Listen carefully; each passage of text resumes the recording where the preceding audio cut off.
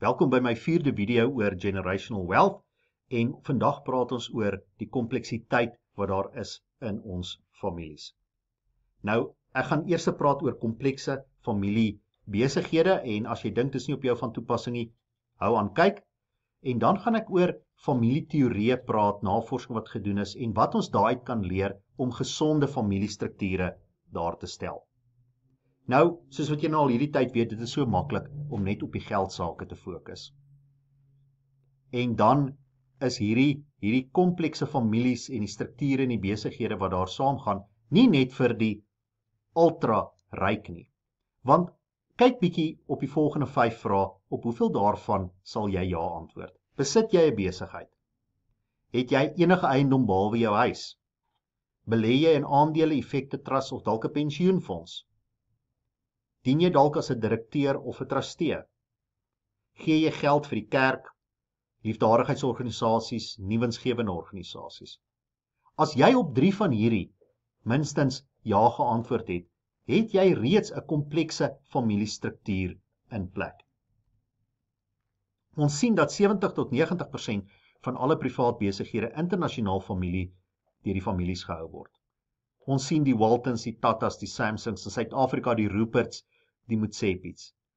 En wat is die kenmerk? Hulle is almal betrokke in besigheid, besit eiendomme, beleggings, gee vir die groter goed.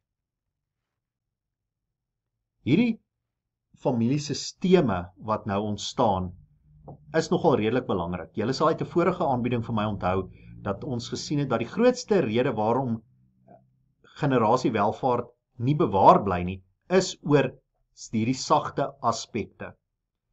Hoe goed die familie saamwerk. Daarom is dit belangrik dat ons familiedinamika kan verstaan, want dit is nog 'n uitdaging.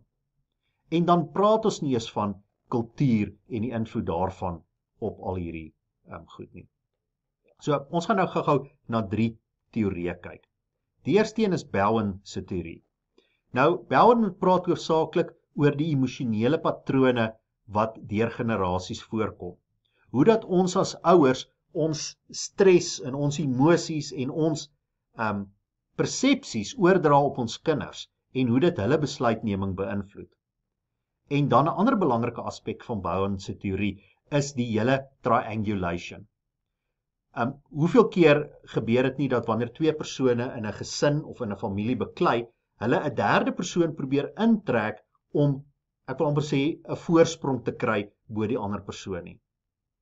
En dis natuurlik sommer die teelaarde vir familiefetus. So wat kan ons leer uit Bowen se teorie uit? Dat ons moet die emosie uit die vergelyking uithaal. Daar's direkte, open kommunikasie nodig. Ons moet as 'n span saamwerk en die oomblik wanneer dit lyk of hier nou triangulation gaan plaasvind, dan moet ons dit identifiseer en onmiddellik stop. En dan moet ons met opset werk om skadelike siklusse, hierdie goed wat ons oordra na ons kinders, te breek in ons families.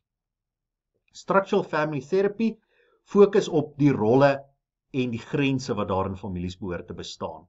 Oor leierskap en besluitneming en, ek wil amper sê, billike erflatings.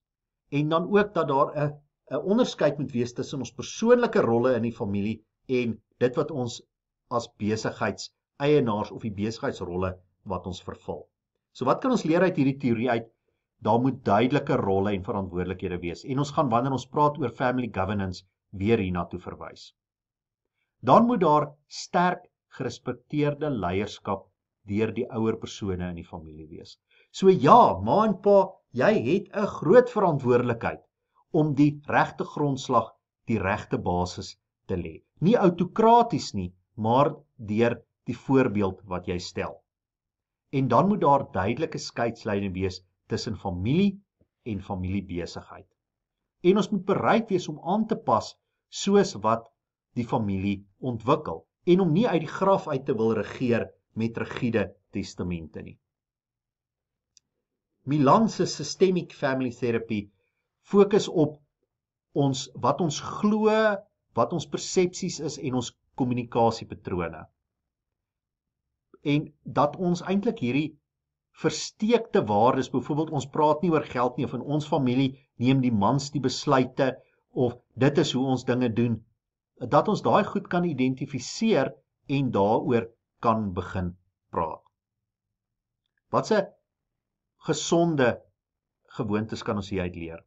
Om openlik oor ons waardes en doelwitte te praat. En ons het in 'n vorige video en in vorige artikels van my gepraat oor hoe belangrik dit is om ons familie se waardes neer te lê. En dan moet ons kan aanvaar dat ons gaan ontwikkel oor tyd. Daar moet neutrale en respekvolle kommunikasie wees. En dan moet ons 'n doel hê wat verder as die geld gaan. So uit hierdie 3 teorieë uit, het ek probeer om vir ons 6 riglyne daar te stel oor hoe om gesonde familiegewoontes te kweek. Nommer 1, openlike en direkte kommunikasie. Waar ons openlik kan praat oor geld, want kom ons wees nou maar eerlik, ons doen dit nie maklik in ons gesinne nie. Oor ons waardes, oor ons doelwitte, oor ons bekommernisse. En nie stilstype en indirekte kommunikasie sal toelaat nie. Dat daar duidelike rolle en grense gaan wees. Definieer wie doen wat in die familie en in die familiebesigheid. Wanneer kan jy betrokke raak? Daarna gaan ons weer kyk as ons oor family governance praat. Want om 'n familielid te wees beteken nie noodwendig dat jy geregtig is om 'n rol in die besigheid te speel nie. Wees op die uitkyk vir emosies en volwassenheid. Maak besluite deursigtig, nie emosioneel nie, gebaseer op feite. Daarom is dit baie keer nodig om 'n adviseur of 'n coach of iemand van buite af in te kry om ons net te help om hierdie goed te fasiliteer, om bietjie die emosie daar uit te haal. Kry konflikresolusie stappe daar. Hoe gaan ons goed hanteer? Ons praat direk met die persone wat betrokke is. Ons gaan nie derde partye soos die kinders intrek in hierdie triangulation om die saak te probeer oplos nie. Ons moet aanpasbaar wees in dit wat ons glo en in die doel wat ons vir ons daar stel. Want rolle en idees kan ontwikkel oor tyd. En dan het die leiers nodig om ondersteunend te wees en die volgende generasie voor te berei deur mentorskap. En sodat hulle ook kan weet wat gaan van hulle verwag word en wat belangrik is in die familie. Aan die einde van die dag gaan 'n sterker familie 'n sterker legacy los. So, wat is my uitdaging vir jou vir hierdie week? Gaan teken vir jouself 'n 3-generasie familieboom.